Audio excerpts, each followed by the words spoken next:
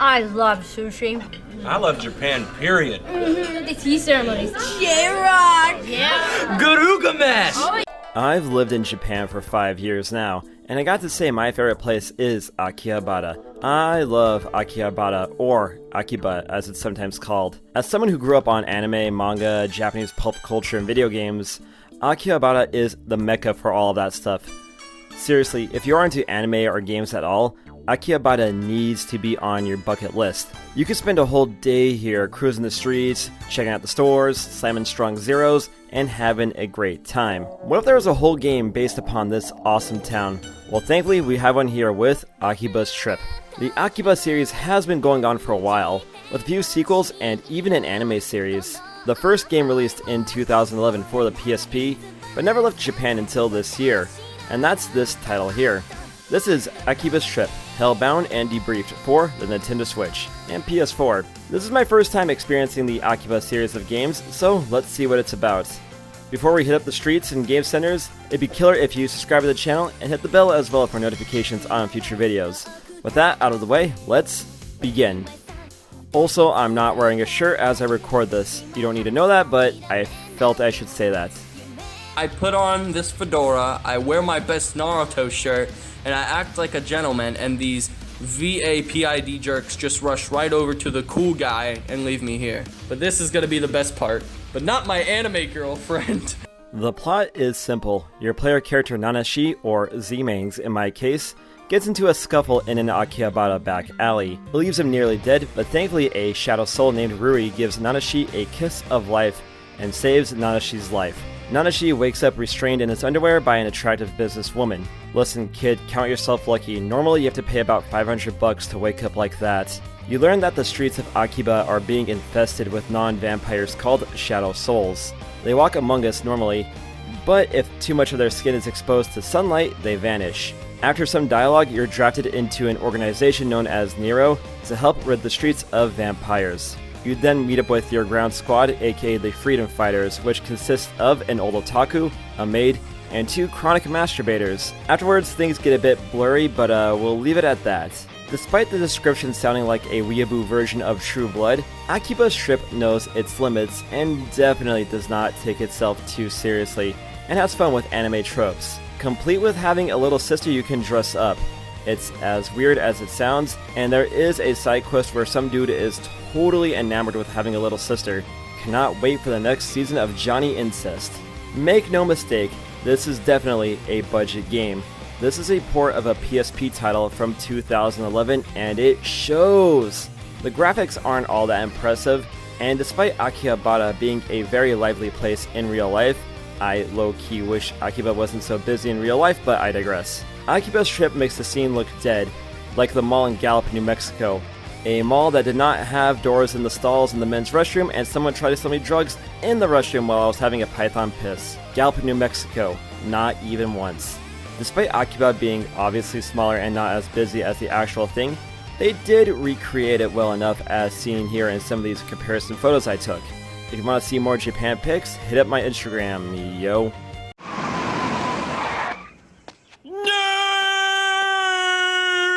Gameplay presents itself like an open-world RPG where you can initiate fights as you see fit. The fights themselves are close-range brawling fights similar to Yakuza. Don't get it confused, AKIBA'S Trip is nowhere near as good as Yakuza. The goal isn't to totally beat your opponents into submission, but to rip the clothes off their backs. As mentioned, shadow souls can walk into the sunlight with a fair amount of clothing on, but if you rip their clothes off, they disintegrate into nothing. So it is an interesting gimmick. Yeah, bitch, give me that Gucci. Fuck you, dog, I want them babe shorts. I ain't paying $100 for that shit. And for a game about tearing the clothes off people, this game isn't terribly fan-servicey. If I were to put it on my fan service tier list, AKIBA'S Trip would probably land in the C rank. If I had to describe the combat in a few adjectives, clunky and repetitive are the words I would use. Your character attacks pretty slow and they move like they have weights in their shoes. It seems like everybody else moves the same way, as the majority of your opponents have the same moveset as you. Yeah, some people have weapons, but it's all the same strategy. Just hold the R button to auto dodge, then go for a counter hit, and back off if they go for an unblockable attack. There are a few bad guys that have different attack patterns, but not really enough to add enough variety to the enemy spectrum. For the most part, from when you beat your first opponent, you've seen everything the game has to offer in terms of combat. Hell, the end game boss rush is more or less the same battle 3 times in a row, only with different stats for each battle. Yeah, you can buy some new moves and use different weapons, but they're all kind of the same thing at the end of the day. Personally, I stuck with one-handed weapons for the extra range. For the record, I am playing this game on the casual difficulty, which I guess is the standard mode. For a challenge, they do that thing where instead of giving your opponents better AI, they either just gank up on you or have so much durability on their clothes and hit so hard you have no choice but to grind for better gear in order to keep up. Plus, the game itself fights you with the frame rate taking an absolute shit when it gets too busy. And of course, the camera being unhelpful when you really need it to be. Weirdly enough, despite the simple and repetitive combat, the gameplay is weirdly calming. It gets you into a rhythm and puts you into a trance-like state. It isn't the best combat, especially on the Switch when you have way better action games to choose from, but something about it kept me hooked. The writing is good. Xseed, for all of their faults, do know how to write a good script. There is a wit and charm to AKIBA'S script that shamelessly makes fun of anime and otaku culture. I wouldn't say it's the funniest script in the world. I did have a few chuckles, and there were 1 or 2 lines that made me laugh pretty hard, but for the most part, the script is entertaining if nothing else. And the English voice acting is actually pretty solid, even if this character seems like they had their voice lowered in the mix. How long have you been working? 2 years or so, sir. 2 years. With all that talent and combat experience. There is a post-game where you can play as different characters and try some of the branching paths for the dialogue options, but I didn't really feel compelled to play beyond what was necessary to complete the game the first time around. And for the record, I did not get a review copy from Xseed on this game. This is the standard Japanese version which you can pick up at any game store in Japan.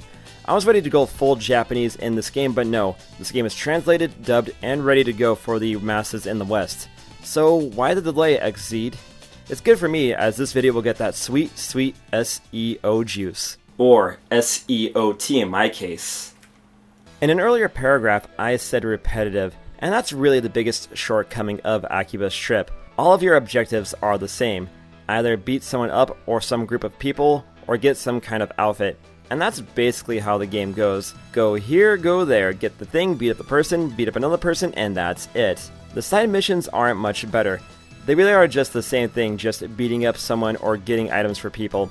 You get stronger through buying better gear, upgrades, and techniques, so you actually do need to do a bit of grinding if you don't want the later battles to drag on. The sad punchline is, no matter how much you grind for better equipment, Nanashi doesn't feel any stronger late game as he did in the beginning of the game, other than dressing like a grade A jackass. Even worse than that, AKIBA'S trip on Switch has a lot of technical issues. I already mentioned it, but the frame rate can absolutely shit itself when there's too much happening on screen. And this is a huge issue in the late game. The camera can be a worse opponent than the Shadow Souls or Perverts you fight in Akiba. And finally, the loading. To go between the different places of Akiba, you pick them from a map. Sounds fine, but the load times between going from place to place takes a bit of time, and it adds up. Let's do an experiment. I'm going to walk across the street here and see which is longer, actually crossing the street in real life or loading in the game. Well, I knew the result, but still.